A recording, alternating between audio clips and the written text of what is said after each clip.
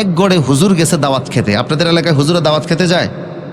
তো যেই ঘরে প্রবেশ করছে, হুজুর খুব বুজুর্গ লোক ছিলেন, যিনি দাওয়াত দিয়েছেন তাকে জিজ্ঞেস করতেছে, আচ্ছা তুমি কি নামাজ টামাজ পড়ো? তো কই জি হুজুর। তা আচ্ছা ফজর নামাজ কয় রাকাত? এ তো বিপদের মধ্যে পড়ছে। বলে যে হুজুর একটু বুদ্ধি টুদ্ধি ছিল মাথায়, বিপদে পড়লো, মাথায় কিছু আইকিউ সার ছিল। কয় যে হুজুর প্রশ্নের উত্তর দেবো ঠিক আছে, একটু কাজও করে খাবারটাও আনি, ভাত তরকারি নিয়ে আসি, আর আপনার উত্তরও দিতে থাকি, একসাথে দুই কাজ হয়ে যাবে, খাবার আনাও হয়ে যাবে, আবার আপনার প্রশ্নের অ্যান্সার করাও হয়ে যাবে। তো খাবার আনতে আনতে ভিতরে গিয়ে স্ত্রীকে প্রবেশ করে, আইসা ফজর নামাজ কয় রাকাত? স্ত্রী কয়, আহারে 30 বছর সংসার করি এই পর্যন্ত ফজর নামাজ কয় রাকাত আপনি জানেন না? ফজর নামাজ 4 রাকাত। কয় তাহলে আমি হুজুরকে বইলে আসি।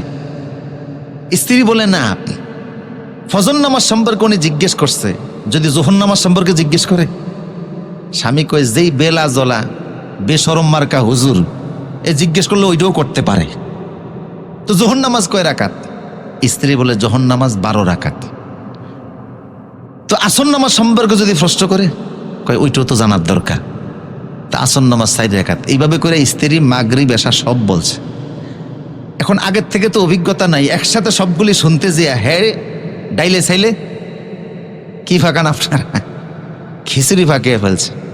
চলে গেছে হুজুরের কাছে। হুজুর জিজ্ঞেস করে, আচ্ছা কি ব্যাপার মিয়া, সব বলছি না তুমি ফজর নামাজ কয় রাকাত, এখনো বলো নাই?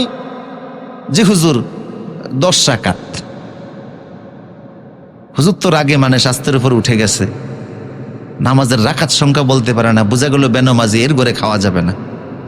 পিছন থেকে হুজুর, হুজুর বেয়াদবি মাফ করবেন, আল্লাহ তো একবার ভুল করলে মাফ করে দেয়, আপনিও মাফ করে দেন, ভুলে 10 রাকাত বলছি, আসলে 20 রাকাত।